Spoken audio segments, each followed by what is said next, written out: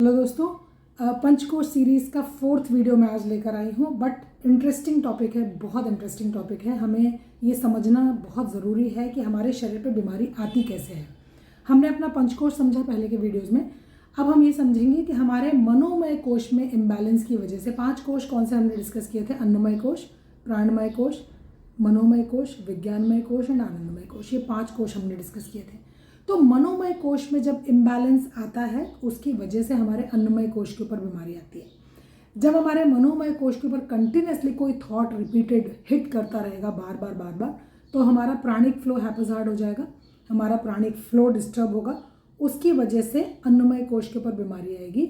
और जब हमारा मनोमय कोश बहुत ज़्यादा कंटिन्यूसली डिस्टर्ब रहेगा तो 4 प्रकार के भाव उत्पन्न होते हैं उसके अंदर। काम यानी कि इंटेंस डिज़ायर, क्रोध, एंगर, चिड़चिड़ाहट, फियर यानी भय, और मत्सर यानी कि जेलसी।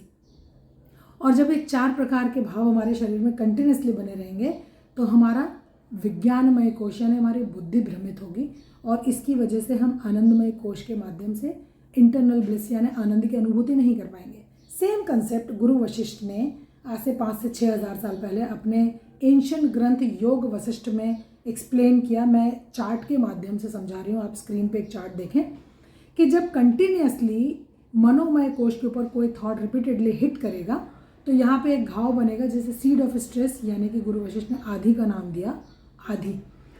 तो हमारे हैपेजार्ड प्राणिक फ्लो होगा, हमारा प्राणमय कोश डिस्टर्ब होगा।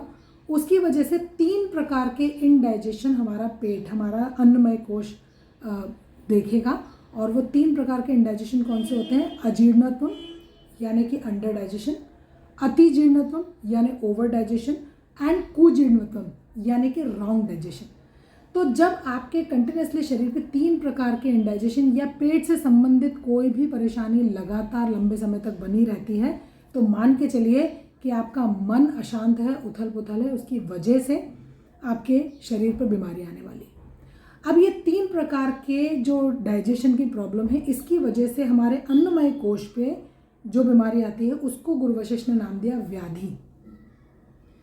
आधी मेंटल एजिटेशंस, उसकी वजह से जो अन्नमय कोश पे प्रॉब्लम आई उसको व्याधि का नाम दिया। फिर फर्दर गुरु वशिष्ठ ने व्याधि को 2 हिस्सों में बांटा। एक आधिज व्याधि जो कि मेंटल एजिटेशन की वजह से हुई है, और दूसरा अनाधिज व्याधि। तो अनाधिज व्याधि क्या? जिसमें कि व्याधि यानी मेंटल एजिटेशन का कोई रोल नहीं है। आधिज व्याधि 2 हिस्सों में बांटी। एक सार यानी कि एसेंशियल जो कि हमारी साइकिल ऑफ रीबर्थ है, फिजिकल बॉडी की जन्म मरण, और दूसरा ऑर्डिनरी यानी सामान्य जो कि मेंटल एजिटेशन की वजह से शरीर पे किसी भी XYZ टाइप की बीमारी है उसको सामान्य आधिज व्याधि बोला उन्होंने। देखिए कितना सुंदर कंसेप्ट गुरु वशिष्ठ ने दिया, सिंपल, कि आपका हर बीमारी के पीछे यानी मैक्सिमम बीमारियों के पीछे आपका मनोमय कोश इन्वॉल्व है। योग में जो हम थेरेपी देते हैं वो यूजुअली अन्नमय कोश से मनोमय कोश की तरफ ना जाकर मनोमय कोश से अन्नमय कोश और विज्ञानमय कोश की तरफ जाती है। तो योग थेरेपी का मेन मुख्य उद्देश्य है आपके मनोमय कोश को बैलेंस रखना, जिसमें ये मेन कोश आपके अगल बगल के अन्नमय कोश, प्राणमय कोश, विज्ञानमय कोश और आनंदमय कोश को डिस्टर्ब ना करें। इसीलिए योग विद्या, योग की अभ्यास बहुत ज़रूरी बताई है। मैं इसी चीज़ को, गुरु वशिष्ठ के कंसेप्ट को मेडिकली कनेक्ट करके नेक्स्ट वीडियो में बताऊंगी। बहुत इंटरेस्टिंग होने वाला है, तो अगले वीडियो के लिए मेरे साथ बने रहिएगा। Thank you so much.